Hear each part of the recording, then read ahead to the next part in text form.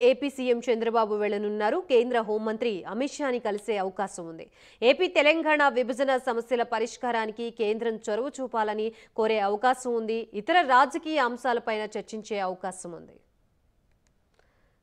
ప్రస్తుతం ఇదే అంశానికి సంబంధించి మనకి పూర్తి అప్డేట్స్ ఇవ్వడానికి మా ప్రతినిధి రవికృష్ణ సిద్ధంగా ఉన్నారు. రవికృష్ణ, గాయత్రి, రేపు evening AP CM Chandrababu Naidu Delhi వెళ్తున్నారు. ప్రధానంగా కూడా ఆయన ఎవరైతే దీనికి సంబంధించినటువంటి ప్రధానమైనటువంటి మంత్రుల్ని కలిసేటువంటి ప్రక్రియ అయితే కొనసాగే అవకాశం అయితే ఉంది. ముఖ్యంగా కూడా అమిత్ షాని కలుస్తారు. అదేవిధంగా కూడా కొంతమంది కేంద్ర మంత్రులు కూడా కలిసే అవకాశం ఉన్నట్లుగా కూడా మనకు వస్తున్నటువంటి సమాచారం. అంటే ప్రధానంగా బడ్జెట్ ప్రిపేర్ అవుతుంది.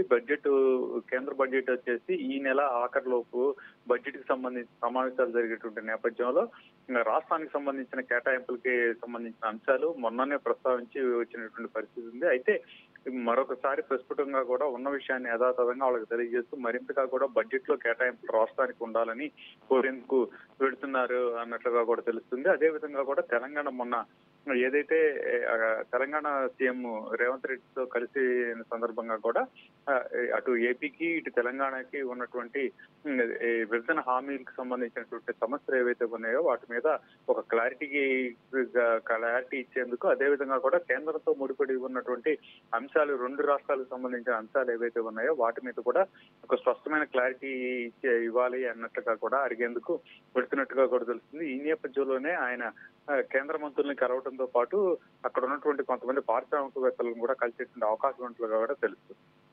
Right, thank you Ravikrishna.